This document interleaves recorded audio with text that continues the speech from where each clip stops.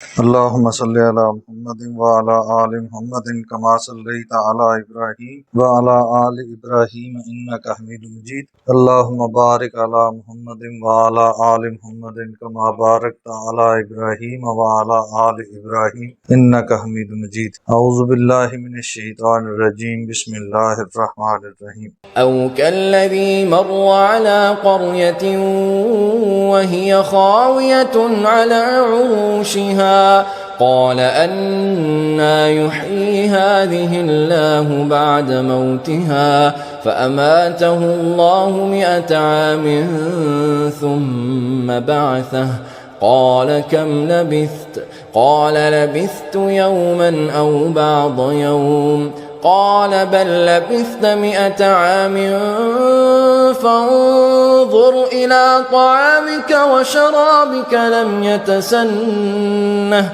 وانظر إلى حمارك ولنجعلك آية للناس وانظر إلى العظام كيف ننشزها ثم نكسوها لحما فلما تبين له قال أعلم أن الله على كل شيء قدير.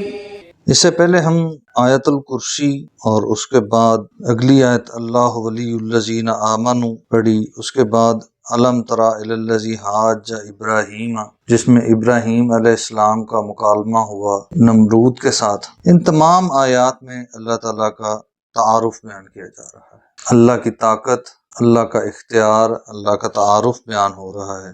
اس آیت میں بھی اور اس سے اگلی آیت میں بھی اللہ تعالیٰ کا تعارف ہی ہے بعث بعد الموت کے حوالے سے، کہ اس دنیا کی ختم ہونے کے بعد دوبارہ زندہ کیسے کرے گا اللہ، زندہ کرنا ممکن ہے یا نہیں ہے.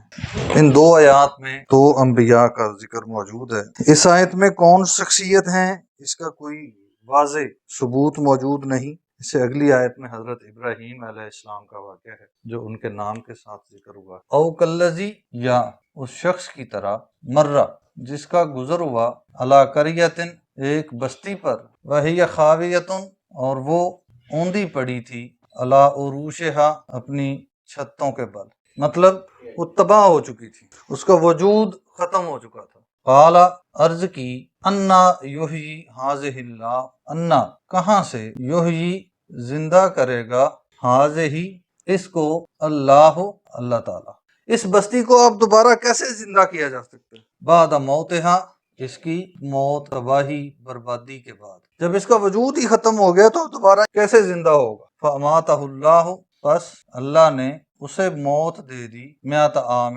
100 سال تک. یہ خیال ان کے دل میں آیا کہ یہ کیسے ممکن ہے، تو اللہ تعالیٰ نے ان کو 100 سال تک کے لیے وہاں پہ موت دے دی یا سلا دیا. نیند بھی آدھی موت ہوتی ہے.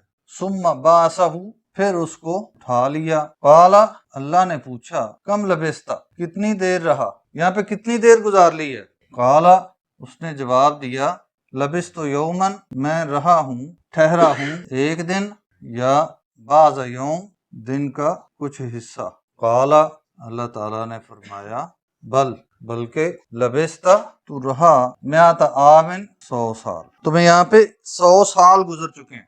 یہی حال ہوگا روز قیامت جب اللہ تعالیٰ انسان سے پوچھے گا کہ دنیا میں کتنی دیر ٹھہرا، تو انسان کہے گا ایک دن یا آدھا دن، اور ہم اس ایک یا آدھے دن کی زندگی کے لیے کیا کیا پاپڑ بیل رہے ہیں. فانظر الی طعامک، پس تو نظر ڈال اپنے کھانے کی طرف، و شرابک، اور اپنے مشروب کی طرف، لم یتسنہ، وہ باسی نہیں ہوا.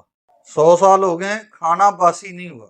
لیکن وانظر الی حمارک، اور نظر ڈال اپنے گدھے کی طرف، اپنی سواری کی طرف، وَلِنَجْعَلَكَ، اور تاکہ ہم تجھے بنا دیں، آیتن، نشانی.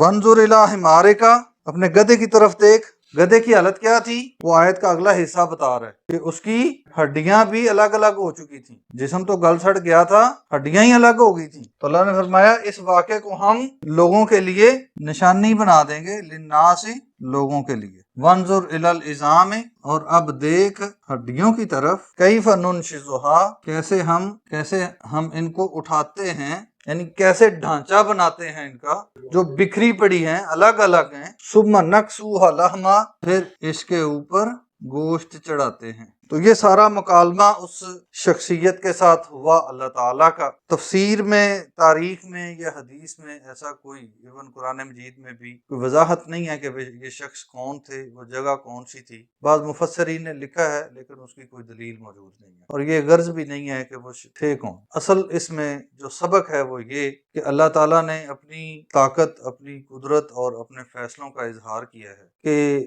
میرے لیے یہ مشکل نہیں ہے کہ جو میں نے فیصلہ کرنا ہے کہ ان سب کو دوبارہ زندہ کرنا ہے، وہ کرنا مشکل نہیں ہے۔ ہاں، ایسے واقعات انبیاء کے ساتھ ہوتے ہیں۔ اس سے اگلی آیت میں بھی حضرت ابراہیم علیہ السلام کے ساتھ اسی طرح کا ہی واقعہ پیش آیا۔ تو یقیناً یہ بھی کوئی نبی تھے جن کے ساتھ اللہ تعالیٰ ہم کلام ہوئے اور ان کو اس طرح کی نشانی دکھائی۔ تو یہ نشانی لوگوں کے لیے بھی ایک دلیل ہے کہ اللہ تعالیٰ کس قدر طاقت والا ہے اور اس کے لیے کوئی چیز ناممکن نہیں۔ ہم سمجھتے ہیں کہ یہ گل سڑ جائیں گے، ختم ہو جائیں گے، تو اس کے بعد ہمیں کس نے پوچھنا ہے؟ تو اللہ تعالیٰ نے اس کا بڑے واضح انداز میں قرآن مجید میں کئی مقامات پہ جواب دیا۔ فلما تبین لہ، پس جب واضح ہو گیا، لہ، اس کے لیے، قالا، تو اس نے کہا، عالم، میں جان گیا ہوں یا میں جانتا ہوں، ان اللہ، بے شک اللہ تعالی، علی کل شیء قدیر، ہر چیز پر قدرت رکھتا ہے۔ اللہ تعالیٰ ہر چیز پر قدرت رکھتا ہے، وہ ہر کام کرنے پر طاقت رکھتا ہے، اس کے لیے کوئی کام مشکل نہیں ہے۔ کس کو کس وقت تباہ کر دے، کس کو کس وقت آباد کر دے، کس کے لیے جو مرضی فیصلہ کر لے، اس کو کوئی روکنے والا نہیں۔ ہمارا کام صرف یہ ہے کہ اس کے فیصلوں پہ راضی رہیں، اور راضی بھی مجبوراً نہیں رہیں، راضی رہیں جیسے راضی رہنے کا حق ہے، اس کے فیصلوں کو قبول کر۔ اسی میں ہماری عاقبت ہے، اسی میں ہمارا فائدہ ہے، اسی میں ہماری کامیابی ہے۔ اللہ تعالیٰ سمجھنے اور عمل کرنے کی توفیق عطا فرمائے۔